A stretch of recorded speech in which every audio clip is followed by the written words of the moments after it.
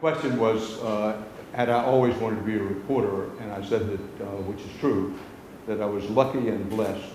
For whatever reason, I always wanted to be a reporter from the earliest memories of my life. When you play those games as children, you want to be a fireman, you want to be an Indian chief, you want to be an airplane pilot. I always said that I wanted to be a reporter. I didn't know the word journalism until some years later. It was always a reporter. In my time and place, being a reporter meant to me at that time and for a long time after that, to aspire to be a big byline reporter for a major newspaper. Radio in my youth was still young. Television had been invented, but it was just a dream for most people.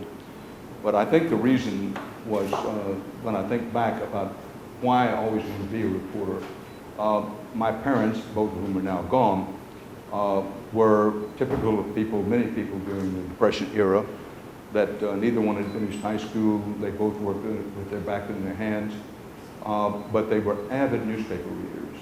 And so my guess is that because I saw my parents reading newspapers, discussing newspapers and what was in the paper, that in my small childish mind, it planted the seed that what's in the newspaper is important. It was important to my parents, it was important to me, and from that grew this determination to be a reporter. But I recognize I was very lucky, and to say blessed, because a lot of people understandably don't know what they want to do until later in life, but I always aspired to be a reporter. You've talked about the paramount importance of field reporting, being out in the field for the development. You've talked about the paramount importance of field reporting, of being out in the field, as being an important part of any kind of any journalist training or any background for any journalism. Why do you see the experience of reporting out in the field as so critical to being a journalist? Well, I do see it as critical. It's what I call you have to walk the ground. You can't walk the ground on every story, but there's no substitute for eyewitness and ear witness testimony of a good reporter. Working the telephones is very important as well. It's the next best thing to wearing out shoe leather. But let's take covering combat, for example, that you can read everything from Homer forward. You can see all the great films, All Quiet on the Western Front. But to convey to the reader, to the listener, to the viewer, the reality of the savagery of war, what war is as opposed to what it appears to be, I think you have to walk the ground. And in investigative reporting, absolutely no substitute for knocking on doors, walking around talking to people, sometimes knocking on doors and saying, what's going on in there? What's really going on in there? Just no substitute for it. I have no patience for, because it's alien to my experience, of what I call hothouse reporters. That is, people who depend on their ability to write. As you and I both know, Roger, that the bedrock of our craft, journalism, is the ability to write. But sometimes, I think far too often, people use their talent for writing, their ability to write, as a substitute for, as I say, shoe leather on the ground, telephone to the ear kind of reporting. But there are other views. Those of you who don't know journalism, perhaps some of you do, these are my views. There are other journalists who have other views about it. But I am a go there, see, hear, walk the ground, and try to be an honest broker of information with the audience. You've talked about the influence of the early radio newscasters, particularly when you were a kid, the World War II broadcasters, Severide and Murrow from World War II reporting, and how it influenced you. What lessons did you learn from that kind of reporting from the front lines? Well, I learned so many lessons, but it is true. Keep in mind, we're talking about a long time ago, that I grew up primarily in an environment during the 1930s where print was virtually everything. radio was still new.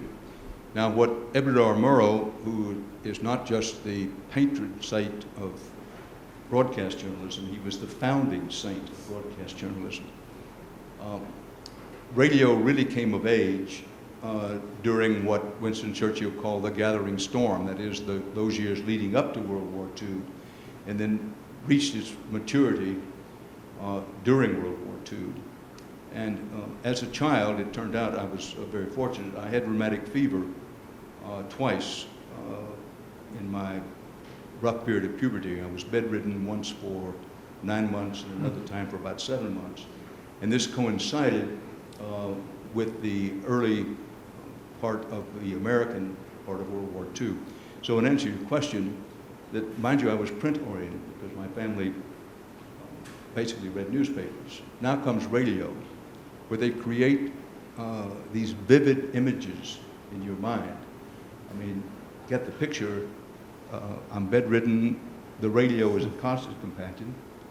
And here are these voices of Edward R. Murrow, Charles Collingwood, Eric Sevareid. This is in the pantheon of broadcast journalism heroes.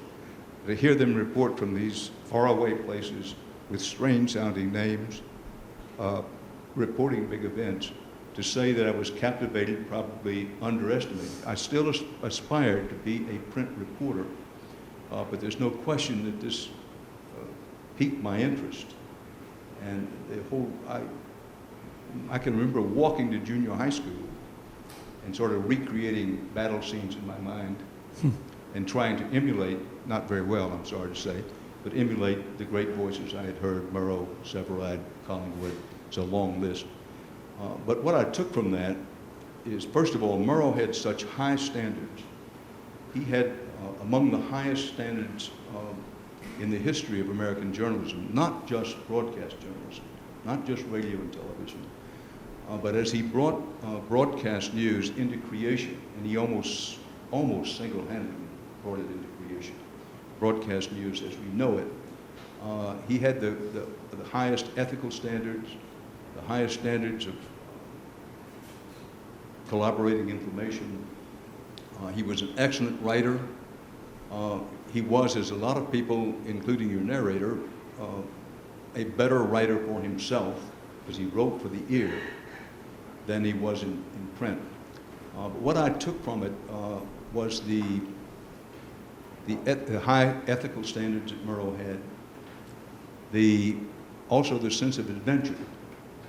Again, when you're a child, I mean, to think about Eric Sevareid, as you did, bailing out over Burma,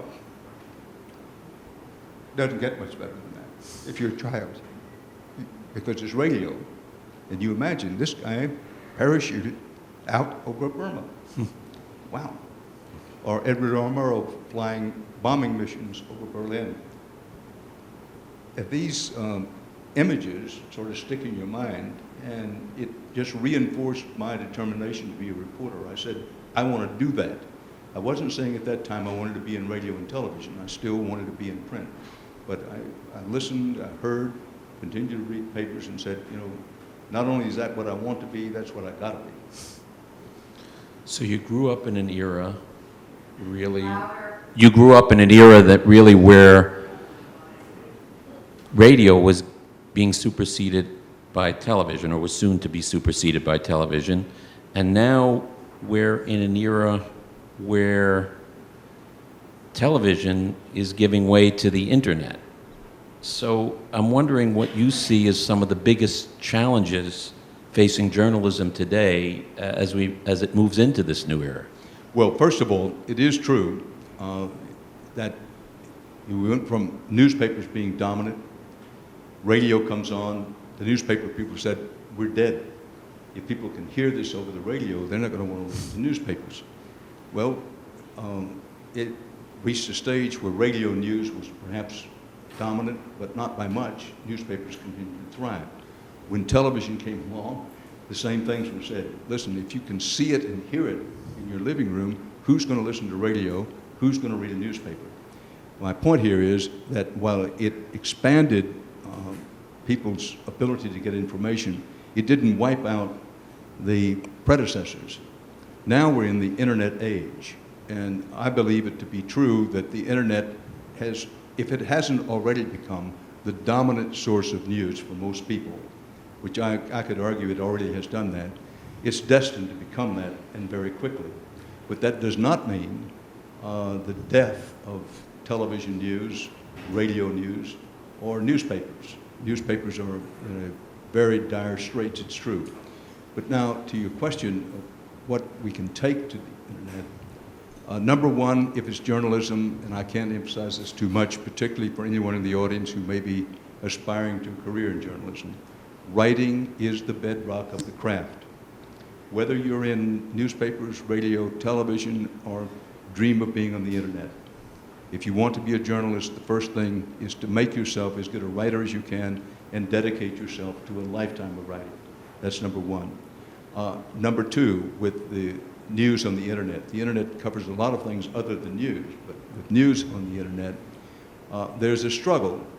I think it'll be a long struggle to establish, what are the ethical standards for the internet? What is the standard for, quote, good journalism, quality journalism of integrity on the internet? We're in the process of trying to work these things out. Such fundamental questions of, well, who is and isn't a journalist? Anybody can get on the internet. Anybody can do a blog. Anybody can do a tweet and say, listen, I'm in news.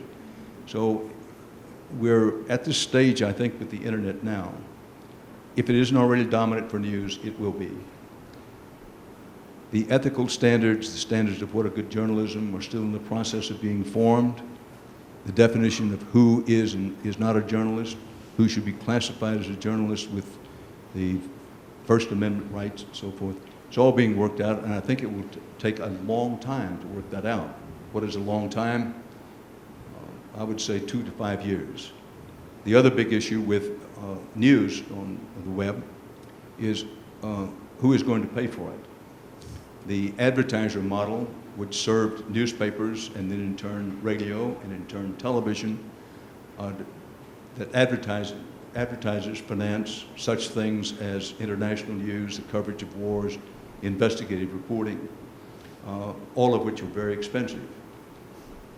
We haven't yet, nobody that I know of has solved the question, well, we want to have that on the internet, we want to have it in abundance, we want to have it in greater abundance than we've ever had it, but how do you pay for it? Do you, a subscriber base is being tried by a number of people. Thus far, with very few exceptions, the idea of paying for this kind of journalism with subscriber fees has not proved to be sufficient. The advertising model, as I say, has not proved to be sufficient. I have no doubt that this will sort itself out, but I think it's important for the public to understand that American journalism and journalism worldwide, but particularly American journalism, which is the world leader, is now in what I'm told the Roman Catholic Church calls it an interregnum. I'm not a Catholic, which is to say the old order is gone, but the new order is not yet in place. And in this interregnum is danger for journalism. Are you optimistic that when it all gets sorted out, we're going to have a place and access to quality journalism? I am. As I think I said to you earlier, Roger, I'm an optimist by experience and by nature. I worry about it. I don't think it's guaranteed. And so much as perhaps even naive or sophomoric as it may sound to say this, I think a lot depends on the American public about what they demand of news. If the American public, there certainly is a thirst for quality news of integrity. But it may take more than just a thirst. I think it will take a demand for it. So while I'm worried about it, and answer your question, I am optimistic. You know, we're here as part of the Yale Environmental Film Festival, and it seems to me that in recent years, particularly with your work at HDNet, you've been doing a lot of environmental subjects, climate change, melting ice sheets in Greenland, illegal logging in Madagascar, carbon offsets, very good investigation on that. Why Am I right in thinking you have been pursuing a lot more environmental stories, and if so, why? Well, the answer is yes. We have been pursuing more stories, and particularly have we been interested in doing investigative work with an emphasis in the environmental area. Why? I think it's important. You'll get a lot of argument about this, but I think the two biggest running stories of the 21st century, certainly two of the most important running stories, are in no particular order, whether we can save the planet and the rise of China as first an economic superpower, which they already are, and whether they become what I've called an all-purpose superpower, that is a military superpower and economic superpower. These are my two stories, I think, are the biggest stories of at least the early part of the 21st century. If someone wants to argue, well, there are others, there's certainly two of them. Now, given that, when I came to HDNet, which is a satellite and cable channel program owned by Mark Cuban, an entrepreneur out of Dallas, who perhaps is best known for owning the Dallas Mavericks basketball team. I wish he were best known for sponsoring Dan Rather Reports. And in some circles, I think he is. With the Mavericks. But when I came, I didn't know him, and he came to me and said that he wanted me to do a news program for him. And he said, I will give you complete, total, absolute editorial and creative control. This is at the very least rare in American journalism, rare in journalism anywhere. I think it's unique. And so when we agreed on that, I was, for the first time in my career, free, totally, absolutely free, to pursue those subjects that, one, I thought was important, and two, that interested me. So we have tried to make part of our DNA on HDNet investigative reports, strong international coverage, and to a degree, politics. And so within that, when we formed the program, we said, we're going to do a lot of things, but this is what we want to be our soul. But the basic reason on covering environmental stories, number one, they're undercovered.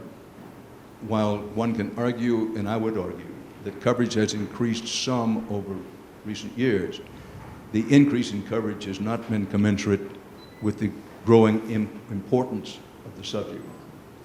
Secondly, particularly investigative, what I call deep digging investigative reports on environmental subjects. It's expensive, it takes time.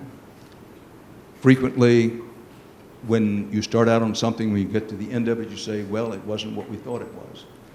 And so for all of those reasons, particularly when it comes to investigative stories involving the environment, there's a shortage. I have no illusions that we can make a big difference. I don't think we can, but whatever difference we can make in bringing attention to the audience, stories about the environment, and particularly stories about the environment that powerful people and institutions don't want the public to know, we jump on that like a hawk on a rabbit.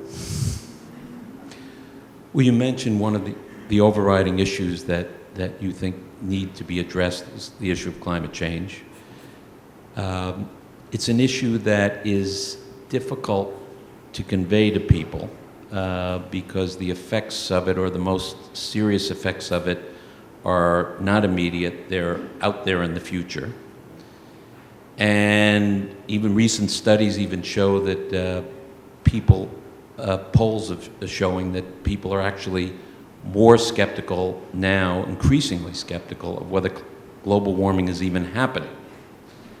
How do you think journalists can convey this issue and explain this issue best to people? Because it seems to, up till now, they haven't done a very good job of it, or they haven't succeeded. Well, probably both of those things. Right. Haven't done a very good job and haven't succeeded. Well, you say, how can we improve it? How can public knowledge be expanded? One, facts. It's very hard sometimes to get the facts. And even when you get the facts, it is true, it's an axiom in journalism that you can know all the facts and still not know the truth. But get as many facts as you can. And for television, and I would say the same thing about radio and the written word, to find examples. You mentioned we've done the melting of the ice in Greenland. We also did a separate story on the melting of glaciers. One, there are some facts that are well known. There are some facts in dispute. But there's no question that by and large, glaciers have been and are disappearing at an alarming rate. Now, you can argue about what has caused this, but it is a fact that is happening. Now, if you can, with the power of a television camera, if you can demonstrate with pictures or even still pictures in the newspaper, and for that matter, intelligent discussions on radio where you create word pictures for people. These are the two most powerful ways to convey a story. One, know your facts, acknowledge when the facts are in dispute, present arguments on both sides, or if there's 6 sides, present those arguments as well, and then give demonstrations. As you know so well, Roger, because you're so good at it, another axiom of journalism is don't tell me about 1,000 people, tell me about one person. And so it is with the environment. Don't try to tell me about the whole world beginning to disappear. Go to Mississippi, show people how the shoreline is disappearing as the Gulf rises, and you say, folks, you may want to argue about whether global warming is happening over a long period of time, but these are the facts in one place. Keep in mind that about 60% of the population in our country lives on or very near a coastline. You take my point, you pick one place where you can demonstrate. Now, I'm not going to try to tell you about every place in the United States, never mind every place in the world. I'm going to give you one example. Now, here are the known facts. Here are some facts that are in dispute. Here are the pictures. Here's where the coastline was 6 months ago. Here's where it was 6 years ago. Here's where it is now. You make your own decisions. You make your own judgments about what you think about that, but you can't deny that it's happening. You used the word skeptical before, Roger, and I'm glad you did. That I recognize that with much of the public, the word cynicism and cynic is frequently associated with journalist and journalism. I don't believe in being cynical. It is critical, absolutely crucial for a journalist to be skeptical. And I don't lament skepticism on the part of the public. I welcome it. I think it's very healthy for someone to say, well, Dan Rather says thus and such, or the New York Times says thus and such, but show me. Fair enough. But with this school and for people who are saying to themselves, listen, I'm interested in the environment, I'm interested in doing things that conveys a sense of global warming, climate change, why we need to be concerned about it, the following things are true. Got to establish the facts, have to acknowledge when facts are in dispute, get as many points of view as you possibly can. Don't try to show or explain too much. Keep in mind, don't tell me about 1,000 places, tell me about one place that's demonstrating. And also, this is sort of inside, if you will, inside television journalism. If you want to tell a story on radio or television, I think this also applies in print, there are very few things that can match a strong character. We're going to, at some point, deal with the story about the disappearing Louisiana coast and the problems of the Mississippi River in a moment. But once we decide, okay, this is a story, this is a good story, it's an important story, what's happening on the coastline of Louisiana, and to a certain measure, the whole Gulf Coast coastline. This is a good story. This is an important story. It's an interesting story, it's an important story. So how do we tell this story? Well, one, we will go there, walk the ground, get as many pictures as we can, but we're also looking for strong characters, local people, expert with the Army Corps of Engineers. So if you're thinking about putting together some video for the internet, I don't mean this as a heavy number, but I do find when people try to tell a story with pictures, put together something, some video for the internet or a documentary, the most common mistake, and I've made it thousands, if not millions of times myself, is not finding a strong enough character and characters to help carry your narrative. So you mentioned the project you're working on the Louisiana coastline and the Mississippi. And you brought, we have here today some clips of, it's a work in progress, but we have some clips of what you're working on that we're going to see shortly. Can you explain a little bit about the issues that this report is addressing and what the problems are? Well, the issue is, I've mentioned before, the issue is the disappearing Louisiana coastline and why you should care about it. Not only why you should care about it if you live in Texas, Oklahoma, Arkansas, or someplace along the Gulf Coast, but if you live in Seattle or Omaha, why you should care about it. So when this story was first proposed, our question, the leadership of the broadcast was, well, first of all, what is the story? Why is this story important? Since when we became convinced that it was important, how can we make it interesting? And the story line basically is that the Mississippi coastline is disappearing. Part of it has to do with the rise of the water level in the Gulf of Mexico. Part of it has to do with the handling of sludge from the Mississippi. I ask you to keep in mind how long and how large the Mississippi River is, how vital it is as a transportation waterway, and ask you to keep in mind that after the great floods of the early parts of the 20th century, we, the people of the United States, through the Corps of Engineers, embarked on a long, somewhat slow plan to stop the flooding caused by the Mississippi and its tributaries, and we built tremendous dams and other flood control things. Now, one result of those have been that the natural flow that helped nourish the wetlands of Louisiana and began to be greatly interfered with, if you'll pardon that syntax. And the Army Corps of Engineers now takes sludge from the Mississippi River in order to keep it an open waterway for transport. They take the sludge and they dump it into the Gulf of Mexico. They take it out of the Gulf of Mexico. They only put about roughly 15% of the sludge from the Mississippi. Do they take and try to, if you will, recycle it to help keep the wetlands, save as many of the wetlands as possible, and also to save such things as barrier islands. And so our story is what is happening, why is it happening. In Louisiana, they want to use much more of the sludge to do what I described, to help save the wetlands, rebuild the barrier islands, and keep the coastline from constantly shrinking.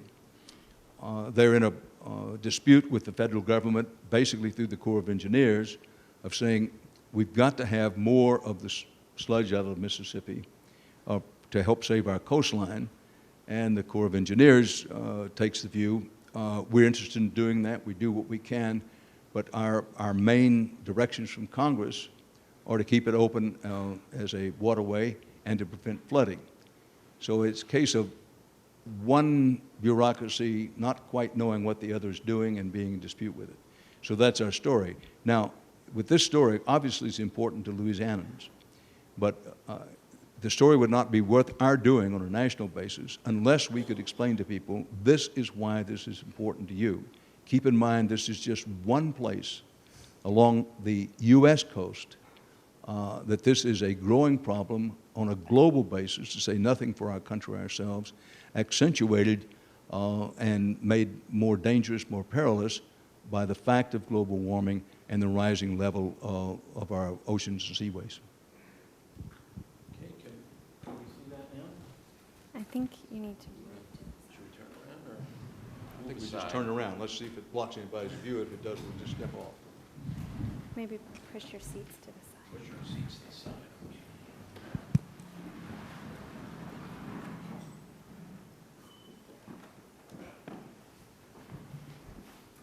If we're blocking anybody, let us know who.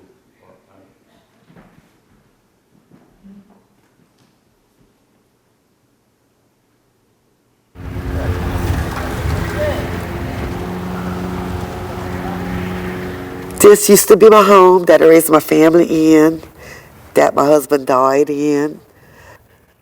is the memories I have in here. And to know that after each storm, it just got worse and worse. And then when light came, it's like it took everything. We look at this like the biggest environmental challenge that our nation is facing today. Countless studies have shown you spend proactively on these types of mitigation measures, and it pays off in spades in the future. Getting the federal government to shift that from that reactive posture to the proactive posture has been very, very challenging. I asked the state government to give me, if you will, a position statement. And basically they said the following: restoring wetlands with more dredge material would actually protect the same shipping channels the Army Corps is trying to keep open with the dredging program. Channels that could be overrun by a Gulf Storm surge unimpeded by eroded wetlands. Do you agree with that? Well, I think when I talked about the beneficial use program, what we've conducted since the 1970s, that we are doing that, and there's no question about it. If you can build marsh behind the levees, behind the waterways, it does provide a buffer, and it does have impacts on storm surge from hurricanes and also from riverine flooding. And it's your contention that's what you're doing now? We are doing it to the maximum extent practicable. It's something that's very possible to do. The equipment's set up for it. There's not an issue. The issue is cost. It would cost about, to do this beneficial use of dredge material here, would cost at least 3 times as much dredging funds and to do these, because it takes that much longer. So the issue isn't whether it can be done, it's whether it's economical or feasible to do it in this particular location. Well, how much time do we have before the damage becomes irreversible? Or do we have any time? Well, every day we wait, the more difficult it becomes. At the moment, we still have a skeleton of the coast left, and we can put the flesh back on that skeleton. If we wait until that skeleton wastes away, then we'll be building that too. And essentially, we will be building a new Louisiana in open water. We have to grab onto that bit of Louisiana that we have left and build around it and get that river and get that marsh back in there, building up again. Well, what's at stake? What's being lost here? Oh, that's a big question. Everything here. When I come out here, I feel something. I feel an energy here because this place is alive. You know, there's a living thing every square inch around here. There's something moving all the time, and you know that kind of life, as an artist, you know, it speaks to you, and you know, it inspires you. And you know, when I see it dying, it kills me. You know, it really it shuts down that connection that I have with the land. I think I think the entire thing here is inspired by the land that we live on. You know, the entire culture that we live by here, you know. I'm gonna stay here as long as I can. I'm gonna stay here as long as I can. Why is that important to you? The memories. This is my place. This is my home.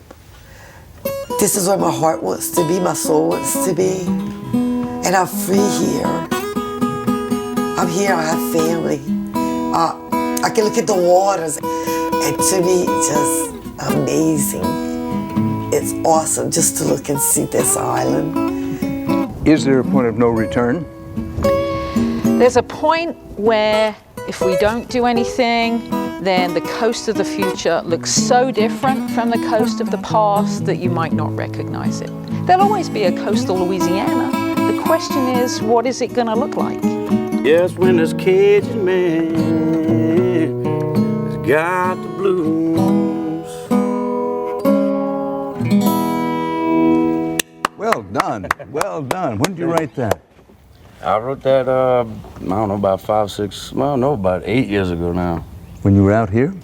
Yeah, I wrote that in one of the swamps that's dead, you know, and it was inspired by what I was feeling, you know. When this place is dying, it tells you that it's dying, you know. Yeah.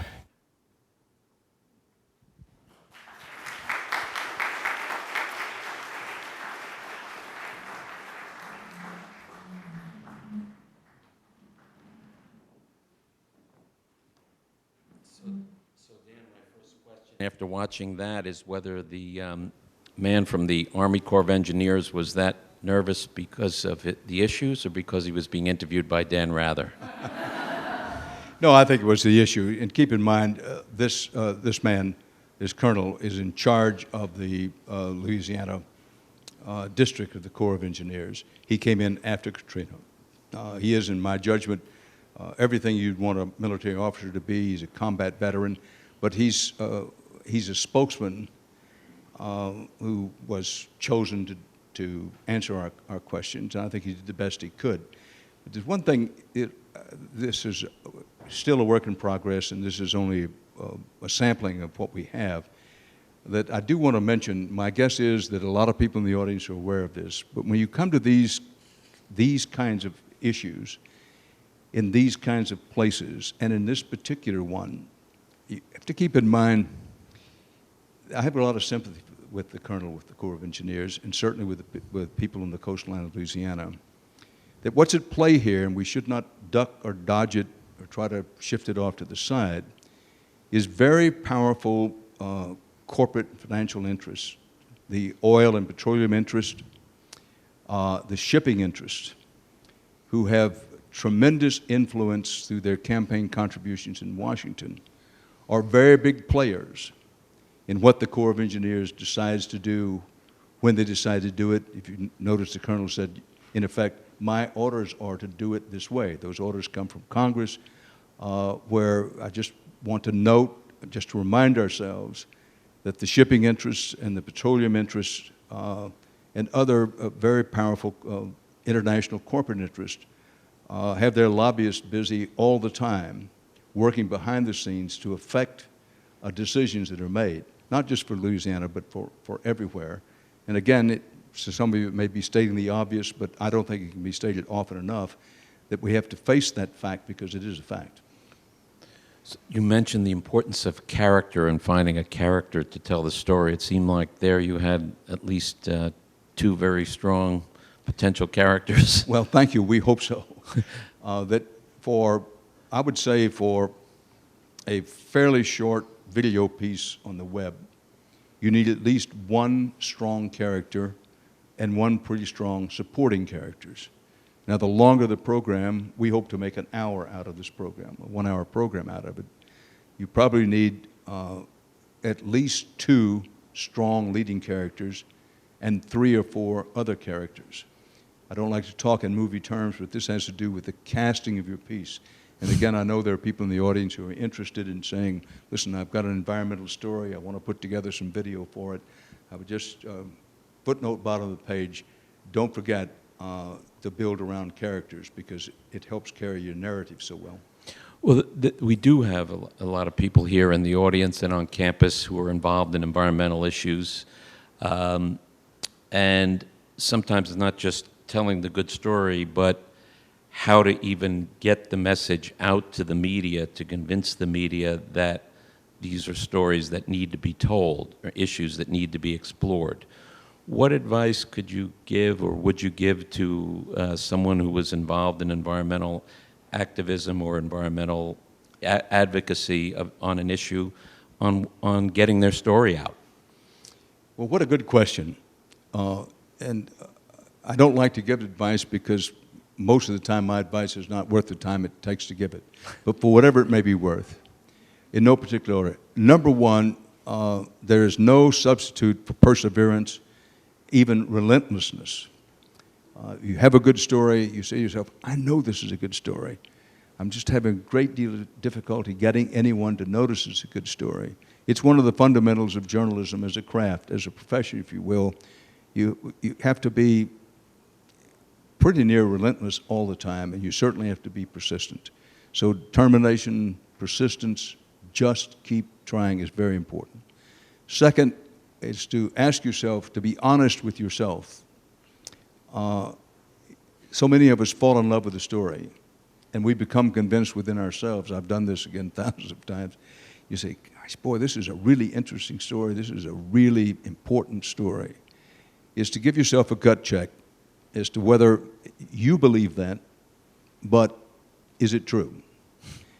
And one way of giving yourself that gut check, that test, is how many people are going to be affected by this? So ask yourself those questions. That the internet, if you can get, and I'll use the shorthand for this, if you can get the story to go viral on the internet, you know, first get it placed almost any place on the internet, then try to get people to link to it, then what we might call major media centers, that is those with national and international distribution, if they notice it's becoming viral or anything close to viral on the internet, they're most likely looking to pick it up. But other ways are letters, well written, well presented. This is an important story, and this is why it's an important story. This is an interesting story, and this is why it's an interesting story. I recognize that email is the coin of the realm these days, but still typing out a letter carries more weight than an email. For one thing, your average decision maker is inundated with emails from people who say, I've got an interesting story, I've got an important story. He gets one that comes through slow mail, it can make a difference. It's a novelty. Beg pardon? It's a novelty to get that letter. It's getting to be a novelty.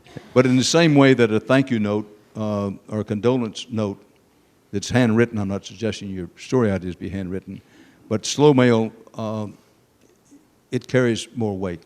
But whatever, up to and including now, it's got a better chance of cracking through than an email. Word of mouth is also extremely important. I say this in no self-serving way. I've written some books. I don't understand the book business, but I know when it comes to selling books that word of mouth is underestimated. So that leads to the question, well, how do you get word of mouth started? Say the internet's a powerful tool for getting internet started, getting word of mouth started, but anything and everything you can think of, word of mouth. But I want to come down to if you, as objectively as possible, if you say, this is an important story, it is an interesting story, and I have done my homework, I have the goods here, then just suck it up, be determined, just keep coming, and a lot of the time you will crack through. Well, we wanted to make sure we left some good time for questions, so maybe it's now time to turn to the audience. Chandra, are we going to have a microphone out there for people, or not necessary? Just, okay. Roger, just before you do that, if I may, and I'm sorry for the interruption, but I would appreciate it, ladies and gentlemen, if you give my colleague Chandra Simon, who's one of the great environmental reporters of her time, I do not overstate it, a round of applause. She's the reason I'm here today.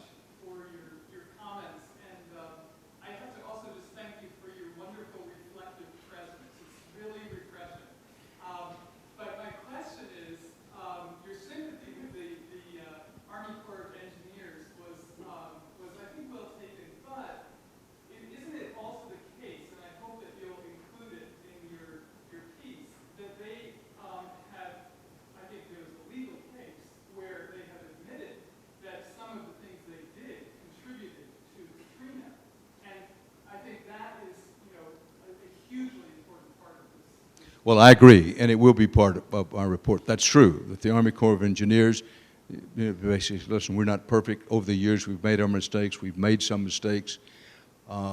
There are some legal questions involved, but that is true. We will include it in the piece. And I want to make clear to any and everybody here that by this small sampling of what we're doing, nor by anything I say or by a piece, do we mean to make the Corps of Engineers the black hat, if you will, the villain. Now, one thing about journalism that you learn pretty early is you have to allow for light and shade. Sometimes you have black hats and white hats, but most of the time it's sort of something in between. And so it is with this story, which is a very complex story of what's happening in Louisiana, and indeed what's happening around our coast. And it's very easy to say, when you go down and you talk to the people in southern Louisiana with their nice accent, with their crawfish and etouffee and nice songs, to see them as the white hats and the people of Corps of Engineers and Applied. But your point's very well taken, and we are aware of that, and we'll be in our hour when we do it. Sir. Going back to the original document that suggested that you might sometimes let your passion carry away, and also reflecting on the fact that we probably in our country need some moral people who are willing to be the moral compass and show the way, which is a little bit antithetical maybe to your reporter side on the feeling to the emotional side. What do you feel about the concept of freedom of the press? I think a lot of people are worried about that. There's fewer people that own the media. Some people don't even think Fox News is a news channel. And I'm just wondering if you could reflect on the general, because I think it's so important to democracy that we have a free press. So I'm wondering how you see that now. Well, thank you very much for the question. And frankly, I'd like to come back another time and devote more time to it. But in short, this is my story, this is my song, and I'm going to sing it loud and clear. We do have freedom of the press in this country, and to the extent that practically nobody else in the world has it. However, I think American journalism is in crisis. I sometimes debate this with my colleagues. I never rule out the possibility they may be right. We're in crisis for a number of reasons, not the least of which is in some ways, and I do not accept myself from this criticism, in some ways we journalists have lost our guts, we've lost our grit. And journalists, including myself in journalism, I often think needs a spine transplant. Some of it is a lack of just, listen, stand up, ask the damn question, and keep asking the question, and take the heat. However, there are larger forces at work here, and much larger movement of history, if you will, that what's happened, particularly over the last 15 or 20 years, is the tremendous corporatization, politicalization, and trivialization of the news. Those of us in journalism have a lot to answer for, including myself, when it comes to those things. But so do people in government, and so do you, we, the people. Because increasingly, a very few, very large international corporations control most of the mass distribution of news in the country. That as recently, certainly as the 1950s, there were more than 50 journals, broadcast entities in the country that could be said to be mass distribution, very large regional or national distribution. There are now at most 6, by my count 4, but there are no more than 6 very large international corporations control roughly 80 or more % of the mass distribution of news in the country. Now, mark that, and then mark that what you have increasingly, and this has happened not just in my lifetime and yours, but over the last, I would say, 12 to 15 years, an increase, there must be a gentler way to put this, of big, very big business being in bed with very big government in Washington. And by the way, in both parties, if you will, both Democrat and Republican. And what you have is that these large international corporate entities, for whom news is only a very small part, they need legislation passed in Washington or legislation stopped in Washington. They have regulations they want adjusted or done away with in Washington. They have needs from those in power in Washington. And to a degree that I think most people don't understand, that big government and big business, I'm talking about very big business, to a large extent determine what news you see. Now I would say whether you consider yourself a Republican, a Democrat, a conservative, liberal, or mugwump, this is not what we need, and this is not what we want. And I don't think that we, the people, have addressed this problem. This goes to the core of what I think you were talking about, have addressed this problem. And sometimes when you say to yourself, gosh, why isn't there more about the environment, climate change, even, quote, small stories about the environment? Well, one of the reasons is because of what I just mentioned to you, that these very large interests don't want, in many cases, this kind of thing out. For example, the Mississippi story, I'm not pointing it to, I hope, over-pointing it to. This is a story of very large shipping interests, very large petroleum interests. They don't want anybody delving too far into what's happening with the Mississippi River, what happens to the sludge, and a change in policy. Sorry that that took so long.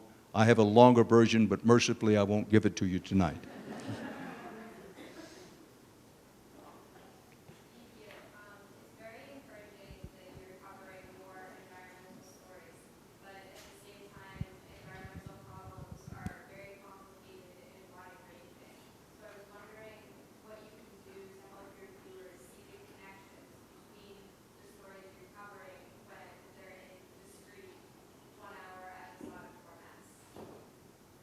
You know, I do apologize to you, madam. I didn't hear all the questions. Did you hear that, Roger? Please stand up. And let me move a little closer and see if I can hear you.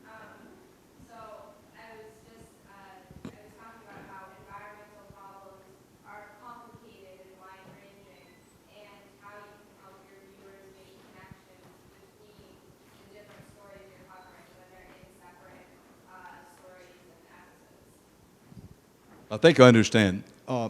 That this is one of the problems, is that many of these things are very complex. And with television, television is great at a lot of things. For example, it's terrific at taking you there. It is the proverbial magic carpet. I can take you to South Louisiana and show you the place.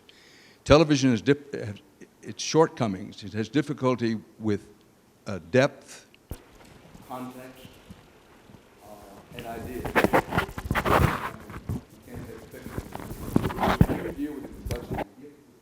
Your question of how do you deal with the complexities, the answer is on television, not very well. We do the best we can. I will say that increasingly that with most programs that call themselves, quote, news, and let's face it, there are many programs that are designed for entertainment who call themselves news. The creed these days is the shorter the better.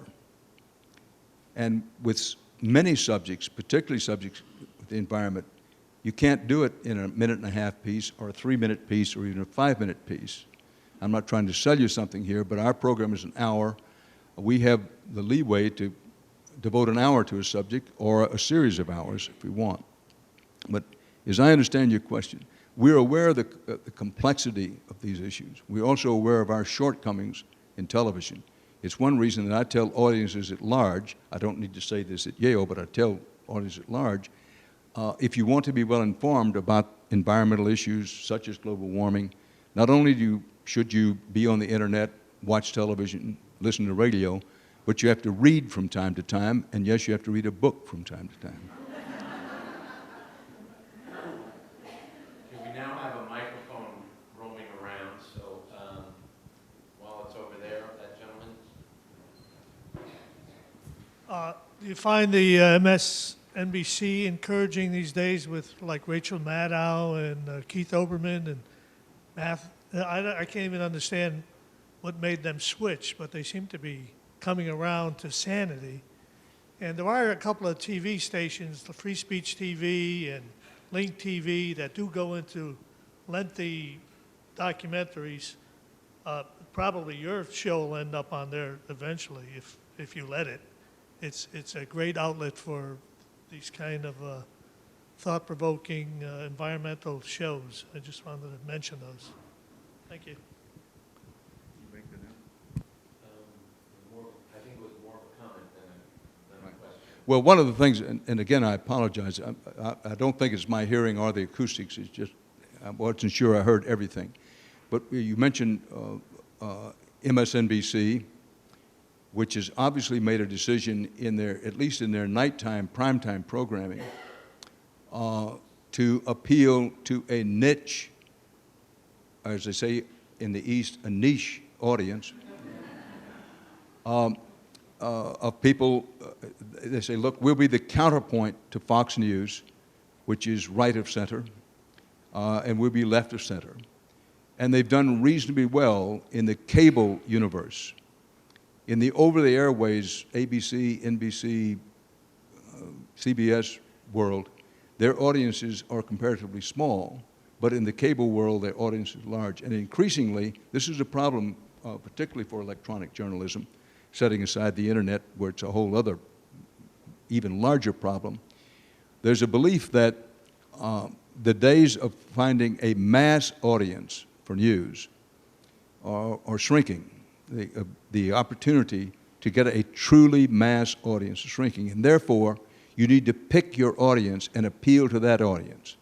Basically, run up a flag that says, listen, this is what we believe, and if you believe as we believe, then tune us in every night and tune everybody else out. And whether it's Fox on the right or MSNBC on the left, this is a growing trend. You may have read in the newspapers recently that CNN, which has tried to carve out what it calls a middle-of-the-road path, is suffering badly. So it has to do with the fractionalization of the audience and this increasing tendency to say, look, pick your audience, pick like-minded people, and appeal to them, and that's the best way to survive. I don't agree with that, but when you ask why is MSNBC doing this and why is Fox doing what they're doing, that's the reason. Sir, even with the microphone, you can speak loudly. Sure. Okay. You painted a really great picture of your young self, bedridden, being emotionally moved by these radio broadcasters. I'm curious if your senior counterpart sitting there today is moved as emotionally by anybody working in journalism in any form today, and if so, who? Well, I'm pausing because to give you the names of one or two would be to leave out a lot of people. Let me just say that widely believed it may not be, but true it is, that most journalists of any reasonable experience, what he or she is trying to do, you judge how well or how poorly they do it, is to be an honest broker of information. And to be an honest broker of information, I do think takes dedication and a certain amount of passion. And there are a lot of journalists, both names you might recognize and names you might not recognize, who are out there every day. That's what they're trying to do. That's what we're trying to do. People make their own judgments about them. We'll say that it's increasingly difficult whether you work at a local station, a newspaper, a radio station, a television station, or at a network, because of what I mentioned before. The craft of journalism is in a period of contraction. I don't think it will last forever, but a period of contraction. So the journalists, this is the way it too often goes. And I spoke before about we need a spine transplant. So often what happens, the journalist says, boy, that looks like a real story to me. I'll give a hypothetical example. I think the mayor is involved in rezoning part of this section of town out here, sort of a classic investigative case. So the journalist says, I really want to look into that. The other part of him says, you know what? I'm not so sure that the station owner doesn't have a piece of this land himself. And you know what I'm going to do? I'm just going to get in the middle, move with the mass, not take any chances, not take any risk, and I'll keep my eyes and ears open, but pretty much let it slide. That's the danger, and particularly in a tough economic time and a time when the craft, the profession is shrinking, it's pretty hard to say, well, I've got the character, I'm strong enough, I'm going to run the risk. In the abstract, I can preach it, and we can say that's what needed to be done, but if you're a young journalist, married, one child, car payments, house notes, where am I going to get another job? This becomes part of the reality. Oh, we got someone back there. And then we'll come to this gentleman in front. Thank you. Hello, thank you so much for your words. They're very inspiring. As a young person, yes, thank you for sharing your words. They're very, it's motivating to hear your positivity and your strength. My question for you is, in the series that you're going to be producing, is your intent to educate people about what's going on and just sort of show, give a new perspective or a perspective that people can relate to? And also, will you be incorporating, sort of, I guess, actions that people can take to mitigate global warming in their own lives? Well, first of all, thank you. Secondly, what we attempt to do with our program on HDNet, we hope to inform and illuminate whatever story we're working on. We probably, not stretch probably, we don't do enough of having laid out the facts we know, the facts that are in dispute, demonstrating what the problem is. One of our frequent failings is we don't, at the end of the program or somewhere in the program, say, okay, if you understand what it is we're saying, you understand the problem, you understand the story, and you want to do something about it, here are ways that you might do that, or here are places to go to further inform yourself, and if you want to align yourself. There is some reluctance, to be perfectly candid with you, which I always try to be, but be very candid with you. There's some reluctance on my part to do that, and this is shared by a lot of journalists because in my role as a journalist, I don't want to become an advocate. And you can say, well, by the very fact you're doing the story, you're an advocate. And listen, that's not my goal is not to convince you to take some action. My goal is to lay out as an honest broker of information what the situation is. You make up your mind. And again, straightforwardly say to you, I lean a bit to, if we lay it out there, then it's up to you to find a way to act upon it. But I'm increasingly in the minority of that. Having said to you, we discuss on the program from time to time, not just on environmental stories, well, you've seen this, and if you want to take action, here are places you might go. We do it sometimes, but not very often for the reason I just said. I think this gentleman here has been patient. Thank you. Thank you very, very much. It's a great honor to have you here speaking to us. I'm really moved by it. And I want to ask a question that follows on some of the themes you've sort of come back to again and again, and some things that have been troubling me for a while. I'm sorry. So that was all preliminary. So let me get to my question. So you didn't miss anything. You talked about the role of a journalist and a reporter as an honest broker of information. And in the context of climate change, when that question was asked, you talked about how presenting the different sides, and 6 sides if there are. And I feel like often this is what we see in the news is journalists saying, okay, being an honest broker means there's 2 sides of an issue. I'm going to present one side, I'm going to find someone, I'm going to present the other side. And that's all well and good, because there are some things where there's real contention, but I feel like increasingly so, there are issues where people are just lying, where things are simply not true. And it seems to me that the journalism has an ethical obligation to say when something is not true, to speak that it is false, and maybe even not have an advocate for a position that is just not true. And I recognize that's extremely difficult when you have things that aren't true being championed by one of the 2 major political parties, often. And it seems to me that this is really, and I recognize that people on both sides of the political aisle often say things that aren't true, so I'm not trying to say that only Republicans lie, but it seems to me that it's really dangerous for our democracy right now. I feel like we're increasingly living in an era where we don't share a common set of facts, a common set of beliefs about anything. And so when a news story just says, here's one side, here's the other side, people read it, each take their own side, and they don't actually learn anything, and the conversation isn't advanced. Understand. So. And it's, first of all, it's a very insightful question and a very important question, and one that we journalists discuss among ourselves quite often. But let me be clear about something. Having said before that sometimes there are 2 sides to the story, sometimes there are 4, 6, or 8 sides of the story.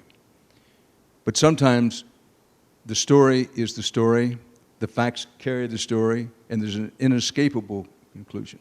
That's number 1. I don't consider that advocacy. If you lay out the facts, You lay them out as straight as you can, and you give people with opposing points of view time to make their points. And I've never believed in if you give 3 minutes to one point of view, you have to give another 3 minutes to the other point of view. I've never believed that. But that's part of what journalism is about. And same thing with the newspaper. Just because you give 8 inches on the front page today to candidate A, who has said something, proposed a new policy, or said, retracted something he said, candidate B has given his standard speech for the 18th time. He doesn't deserve front page news, if you follow what I mean. So let's be clear that having said, when there are 2 sides, you have an obligation to give the 2 sides. If there's 6 or 8 sides, you have an obligation to do that. Here's what you're trying to do. What are you as a journalist attempting to do? What am I as a journalist? I'm attempting to get the people in the audience as close to the truth as is humanly possible. Now, if you happen to be an aspiring journalist, I caution you that this can be risky, which is to say, if someone is clearly speaking an untruth and you listen to it, and as the interviewer, I think you have an obligation to say, excuse me, sir, this is what the record says. Now, with no attempt to be self-serving, when they put up the clip of President Nixon at that news conference, this happens high and low. At that point, the stakes were high, the pressure was high, but this happens with journalists all the time. And what happened there, this was only a short clip, you say to the president, Mr. President, you say the following things. The special prosecutor says, and has presented evidence and eyewitness and ear-witness testimony, how do you reconcile these 2 things? And we call the hand. Or this happens with journalists all the time at City Hall, state legislature, covering environmental stories. I quite agree, and let there be no misunderstanding, that as a journalist you have an obligation, when somebody speaks an untruth, to say it's an untruth. There is, particularly in today's environment, what I described before, there's an undertow that says, well, just gulp and don't make waves. But I don't consider that to be responsible journalism. But for journalists, particularly beginning journalists, I don't mean to be patronizing about this, these are real-time problems that you don't want your station manager, your editor at the paper, or whoever's running your internet operation to say, well, you know what, you went out and you only got one side of the story. It takes a lot of guts to say, well, yes, sir, I did, but let me tell you, on this story, there is only one side of the story. Or if he says, you got 2 sides and there are 4 sides, you say, yes, but 2 of those 4 sides you're pointing out don't have any credibility. See what I mean? But when we talked before about doing quality journalism with integrity, a lot of that gets down to the character of the journalist. And make no mistake, then when you attempt to speak truth to power, which has become kind of a hackneyed phrase, but which I'm sorry for, when you try to speak truth to power, if you say, Mr. Mayor, what you've just said is not true, and I'm here to lay out to you why it isn't true, it will cost you something. You will pay a price for that, whether it's the mayor, the city councilman, a spokesman for the opposition, or a president. When you do that, you have to pick your places and the people fairly carefully. And when you do it, make no mistake, you will pay a price for it. Yes, ma'am. Hi. I have a question regarding the pervasiveness of corruption at the state and the national level, and how then to not underestimate the power of the press. How is it that we're supposed to deal with this pervasive corruption? Everyone's worried for their own neck. How as a journalist can we, if we're worried about losing our jobs, overcome this pervasive fear? Just got a stranglehold. Well, the straight answer is I don't know. I still struggle with that myself. But I make clear that, you know, this is the United States of America. And people have power. That I think we as journalists can do what I've tried to do a small bit here tonight, to enlighten people, not in any patronizing way, but to say, listen, I've spent a lifetime in journalism. Let me tell you, this is what's happening. These are the pressures that you may not see. Huge corporations in bed with huge government, each serving the other's needs and affecting what you see and hear. I think most people have some at least vague sense that that's happening. But it needs speaking out. People need to be informed about it. And I have confidence, having said to you before, I'm an optimist by experience and nature, that once the public understands this clearly, obviously the problem is with everything from state legislators to the Congress to indeed whomever is occupying the White House at any given time. I'm here, from my viewpoint, this has to stop. I'm not anti-corporation, certainly not anti-capitalist, none of that.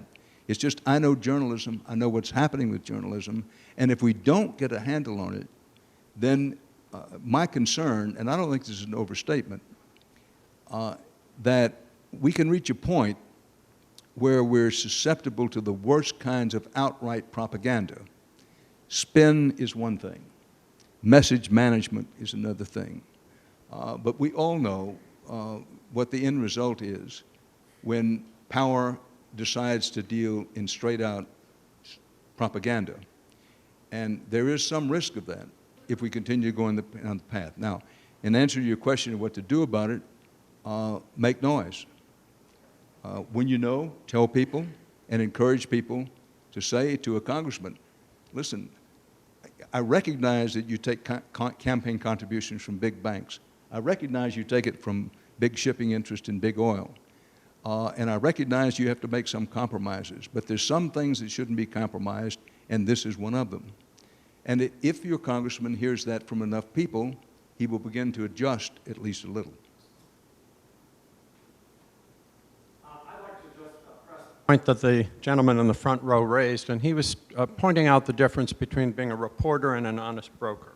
Let's take the example of reporters or honest brokers, journalism dealing with science issues such as climate change.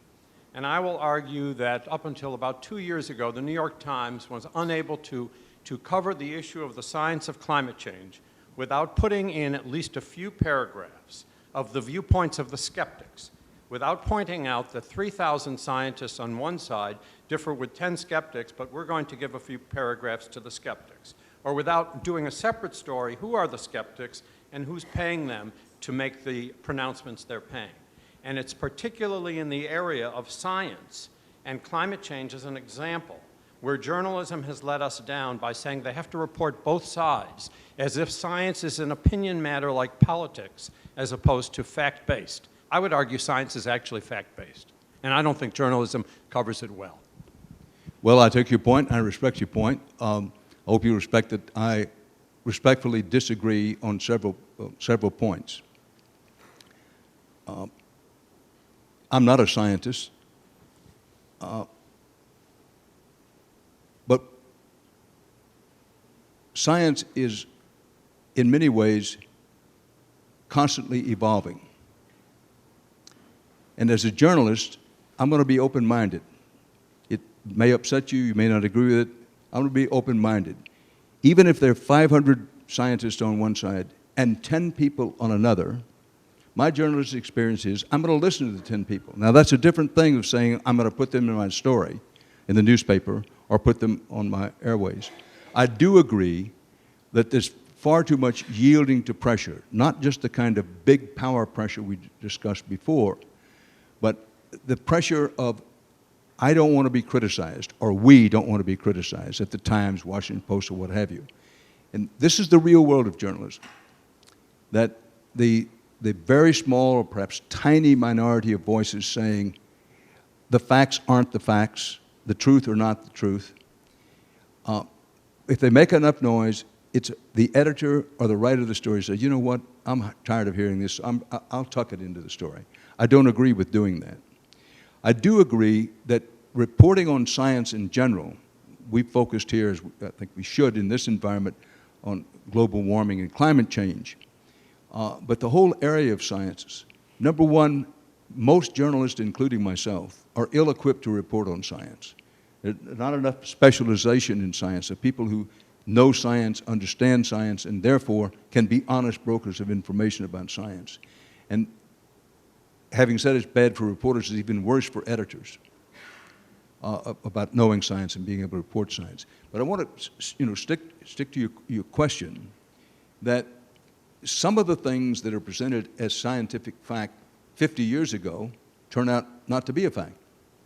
In Galileo's time, the astronomy of the time was considered to be a fact. Galileo put the facts on their head. So as a journalist, while it may make you uncomfortable, you may disagree with it, I'm always going to be open-minded for the possibility that something in science could change.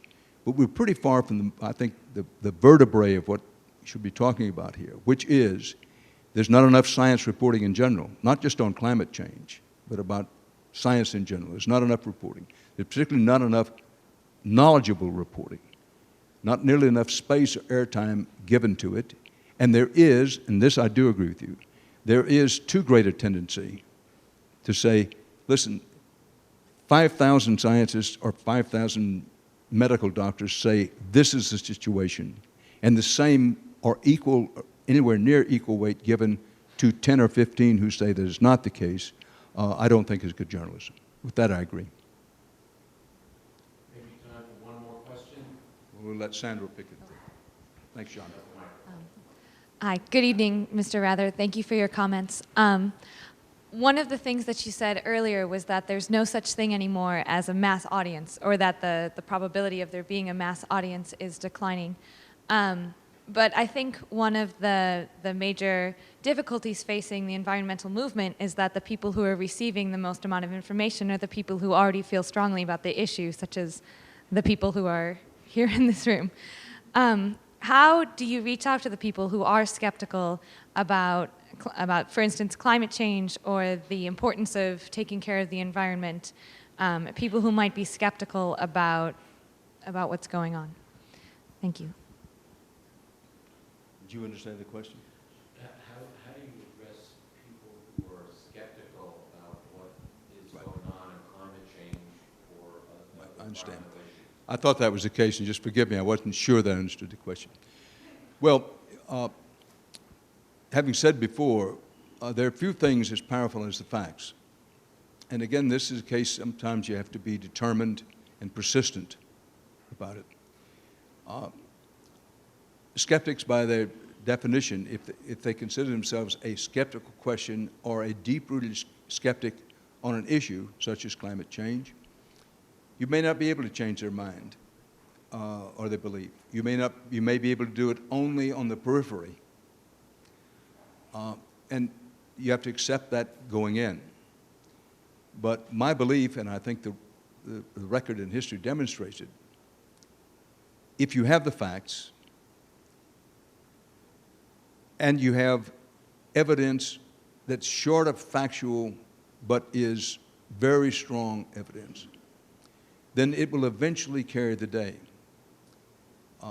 And trying to look on the bright side of things, with all of the problems, particularly those over the last few months on climate change, and trying to get people to understand about climate change, if you compare where we were 15 years ago, much less 25 or 30 years ago, we've come a long way in raising people's awareness of at least, and this is cautiously put, at least the possibility of climate change. There was a time not too long ago, if you talked about climate change, somebody was thinking you were smoking something very expensive, or that you were a fringe character. Now it at least is part of the national debate. Certainly over the last, year, few months, those who don't believe in climate change, for whatever reason, and I think most of them do honestly have honest doubts, but some are in it for their own personal, financial, and/or political gain. But you know, the inevitable counterattack on the consensus that was being built about climate change has evidenced itself over the coming months. But in the end, the facts, and let me put this in quotation, the scientific facts, which is we accept the science of this day, and this is the overwhelming opinion of people who know the subject and have spent their lives with him. In the end, my own personal opinion is it will carry the day. It may take a long while because, again, make no mistake, there are powerful interests, very powerful interests, who would rather not have we as a nation, we as a society, for that matter, engage in this debate about climate change. But here's where my optimism comes back, that sooner or later, a consensus will emerge around climate change. But another thing to keep in mind, and since this is the last question, you say that I think we Americans sometimes, we know it, we're aware of it, we tend to forget.